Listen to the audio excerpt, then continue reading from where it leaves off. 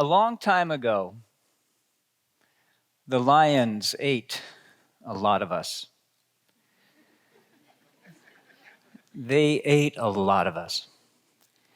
Now, that's an old story. In fact, that might be one of the oldest stories on earth. It comes from a culture that has been in the same place for 100,000 years. And yeah, those people are in a good relationship with their place, and they're really at peace. And it has something to do with what I'm going to share with you today. But really, I think I want to tell you about how to be supernatural and to really activate something powerful within the human family, which is really, really needed right now.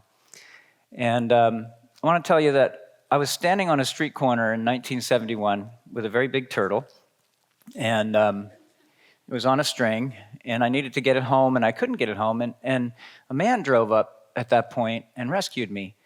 And it started a journey that had started with my grandmother. So I was very blessed to have extended family, both from my Irish side and my Polish side.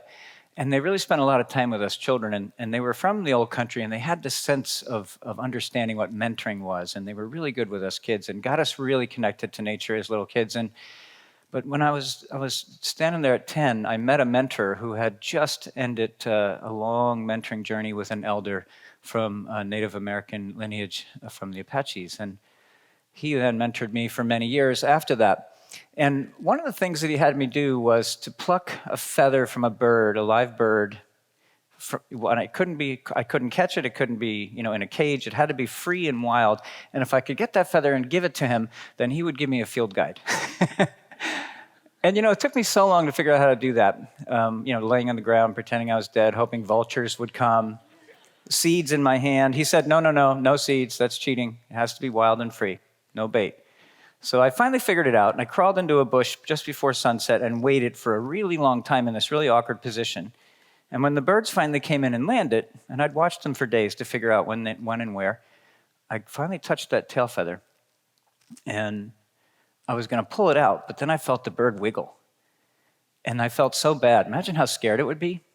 So I just let go of the feather, and then I really quietly and carefully wiggled out. And it turns out, when I went and told him the story, next morning I went under that bush, and there were some old feathers laying there, and I brought him an old feather. He said, "That's an old feather." And I said, "Yeah, it is." I said, "But let me tell you the story." So I got the field guide. He was proud. He thought that was even better than actually plucking the feather. So that gives you a little idea of my upbringing as a naturalist, but also my fascination with what I'm about to share with you. So I put a lot of this in a book called Coyote's Guide to Connecting with Nature. And about 100 people worked on that book, but Evan and myself and Ellen really pulled it together. And it tells the story of how to facilitate connection. And I can't go any further without being really grateful to the elders and the ancestors of all these traditional people from around the world who have helped the work that I do advance, and all the people in the world who are actually doing this work. And one of them is a native man from Martha's Vineyard, and his name is David Vanderhoop. And he really wanted me to say that, we are in a time when colonialism has blinded us, and the Mother Earth needs us to connect with nature again, and that we need to do this now, and we need to do it together. And that's pretty much the same message I'm hearing from all my Indigenous friends around the world and all the places that I go. And I want to thank them, and I want to thank the Tongva people who cared for and loved this place for a long, long time, and still are. So to our native friends and to the children that live on the earth that really want hope and really want there to be a future for them, let's go on a journey. This is the man who told the story a long time ago, the lions ate a lot of us. And the reason he told that story was because I'd asked the mothers during the day, why is it that your children are so incredibly aware of all the bird language that's going on around here? They look at every little bird alarm and they're like fast. And I can't get children to do that anywhere today, even when they say they're interested in bird language. It's like they're hyper-tuned, hyper-connected. And they said, we'll tell you tonight. And that night, this old man, Hanuma, who's now an ancestor, came out to the fire, and he told that story I opened with. A long time ago, the lions ate a lot of us, and he's telling it to the children with so much love. They ate a lot of us. The very next morning after hearing this story, there's lion tracks, just to remind you. Fresh ones, you see? Well, not only fresh lion tracks, but as we were drinking our tea, those two lions walked by and Josh snapped a picture. It's very real to live there without chain link fences, without hard-walled buildings, without cars that you can climb in, if you get scared. They're just there. They're absolutely vulnerable, yet they don't have problems with the lions. I'm fascinated by that. And they said, for us, we build threads with all the beings around us, the birds, the animals, the trees, and over time with the stars, with the moon, with each other as human beings, with our ancestors and with the unborn. And those threads grow thicker and thicker with every interaction, with every observation, with every question, with every story we tell to each other about what we've seen, what we've learned, what we've experienced. And eventually those threads go thicker and thicker until they become ropes. And you know what? That's what we're hardwired for. All of us. These people are related to the collective ancestors of all of us. We are all designed for strings to become ropes. And you all know what that feels like with your pet, or with your best friend, or with the person that you love the most. But could you imagine if you had it with all aspects of nature? And yes, it can be done in the city, it can be done in the country, it can be done in the deep wilderness. It's just about building bonds. What's the gift of this? If we get these ropes and we connect in this way, what comes out of that?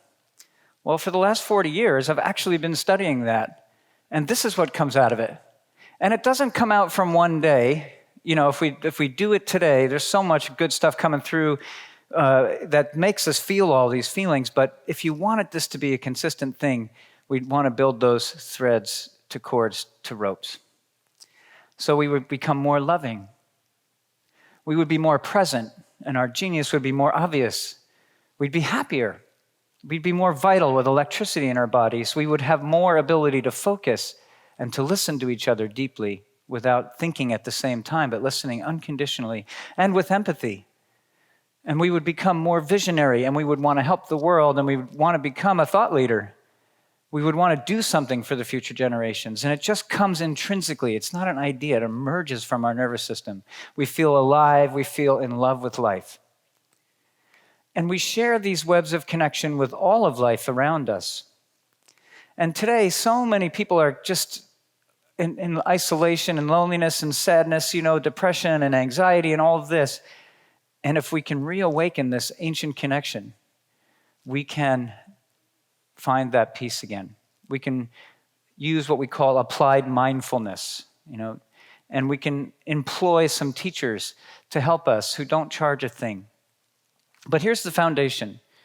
We need to awaken our vision to use our peripheral vision and to use our eyes to identify things. We already do that very well in modern times.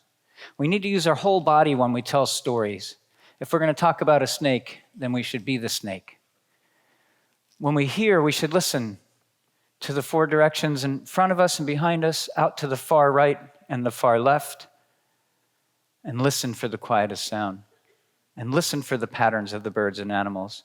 We should use our skin to sense the wind, to feel the heat, to use our fingers for the tactile touch, but also to be aware of our breathing and our bodies and how they are positioned. And we use our sense of smell to detect the changes in our landscapes, the seasons, and the environment. We use our inner senses, our intuition, to feel, and we're going to do that together in a moment. And we use our taste to interact with our food, not just is it salty enough, is it sweet enough, but to really communicate with our food. And more than anything, we want to use all of our senses in our memory. When we tell stories to each other, we want to pull all those senses in a circle into our memory. We call that the storyteller's mind. And from that place of awakened senses, which is that ring I just shared with you in the center now, then we build the ropes with the birds and the hazards and the things that are fun to catch and eat. We look for the tracks in the sign, and we get to know the plants and the ecology of our area. We learn about the heritage species where we live, the ones that need our care so they can get to the future, the trees and what they can provide for us, and the birds and their language. And, there's a lot of science that backs up why this works. It's called sensory integration. When we pull all our senses together in the way that I just described, and we make that nature connection with awakened senses, we get something called emotional regulation, which basically means we're happy, we're healthy. Kathleen Lockyer, a pediatric occupational therapist who's been working for over 25 years with children who are suffering from all kinds of sensory process disorders, says that sensory integration is the foundation of emotional regulation. And basically what she's saying is ropes to nature makes us happy. We could use more of that. Our educational system is really well developed. There's a lot of investment in that. The same thing with health, fitness, and recreation. There's a lot of investment in that. And now we need to match that investment with connection, because connection needs different processes and different metrics than education does. And recreation needs different metrics and different processes than education and connection. But the three of them work beautifully together. And culture can support the whole thing. And my friends in the Kalahari, their culture is all about connection as a priority, and then education and recreation go very well. Well, who's those mindfulness teachers? Well, they live in your yard. They live on the streets. I saw them on the break a little while ago when I was outside. They were out there too. I've seen them in cities, I've seen them in country, I've seen them in deep wilderness all over the world, and they're called birds. And they can be the best friends for us learning. And we really literally share common language with them, and we are literally hardwired to understand that language. Let me show you. You recognize that feeling? Just feel it for a second. How does it make you feel when a bird is singing? When you really tune into it and let a little thread go there. That emoji pretty much means the same thing. Just feel that with me for a second. There's Ren and Chris. Feel that for a moment, those beautiful wax wings. The emoji says it. We recognize that. You don't need to be an ornithologist to recognize the feeling that comes from that. Think about where in your body you feel it when you look at these slides. What kind of feeling do you get when you see a bird happily eating? It feels comfortable, right? It makes you relax. You have mirror neurons in your body that pick up on what they're putting out. And when they're not happy, you'll really know it. Are you ready? Take a deep breath. Right here in the city, out in the country, out in the deep wilderness, there's species of hawks that specialize in hunting for birds. And the birds always pay attention, because maybe the birds have an old story too. A long time ago, this bird ate a lot of us, and you know what? It still is. And they got to pay attention. And get the feeling in your body from that picture. That's that bird on the wing. You feel it? You know how to do this. It's right there. You can tune into this and pick up on it instantly. It is not rocket science. And you know when they're pissed because the cat's sneaking around. You've probably all seen that. You know the feeling. Tune into it. They'll tell you things. Now, how about if the birds are talking about the cats and they're talking about the hawks? What are they saying about us? Uh-oh.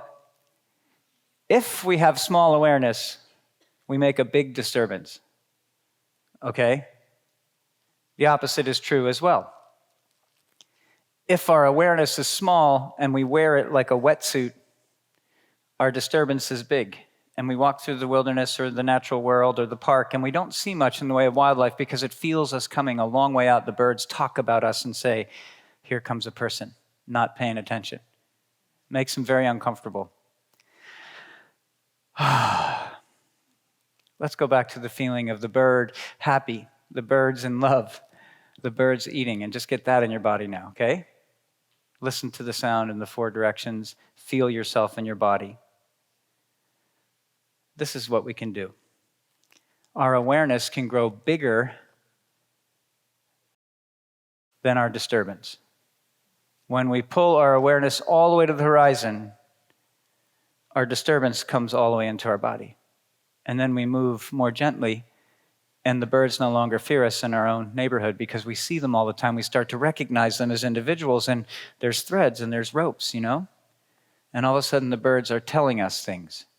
They're telling us when a person is coming who's really stressed. They're telling us when a hawk is moving because we're not disturbing them. We can learn to sit still and practice with our mindfulness mentors, the birds and the squirrels and the deer, depending on where you live.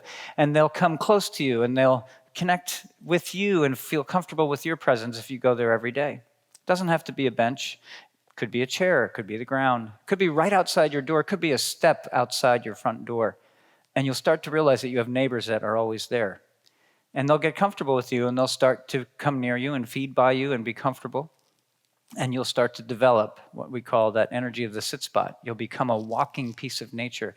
That's your nervous system integrating. But if you want to take the integration to another level, you got to think about film. Some of you might remember this stuff. You take a bunch of pictures, you pop that little thing out, and you put it in the drawer, and then a year later you find it, and you're like, oh my God, what's on this thing? And then you have to take it to develop it before you can find out. Then you see that your finger was in front of the lens for every picture. That used to happen. And now, I want you to draw the correlation. If you don't develop the film of your experience, it does not actually integrate. So if you have an experience with a bird that's really cool, and you go to tell it to somebody, it will actually develop it in your nervous system and it will integrate. You know, the more of your senses that you use to tell the story, the more that it stays with you. Okay? So you got to tell your story, but please tell it to someone who actually wants to hear it. One of the big complaints I hear from people is that I just had this really cool experience and I tried to tell everybody about it, but no one wants to hear my story. I'm like, did it occur to you to ask them? Because sometimes if you ask them, they'll actually say, I can't right now, but I'd love to catch it later, right?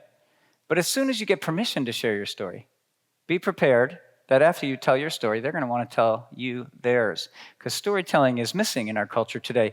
Used to be, those Kalahari friends of mine, they tell stories to each other 3 times a day, and they have 25 to 35 people on average that they can talk to that will listen to their story. I think that's the recommended daily allowance for our ancestors, okay? But in modern times, people in our social survey said they don't get to tell their stories at all to anybody, which is really what's missing. So tell your story to people who want to listen. Remember that the nature journey requires the people journey. Those two are a virtuous cycle. And together we can reclaim our stories and build our connections and our ropes. And that's the goal here, to activate that ancient nervous system that we all share with our ancestors, that optimizes us so we can be loving, happy, healthy, vital, creative, and care for each other. And that's how we can connect ourselves to other people and to nature. And that's the secret of becoming supernatural. Thank you.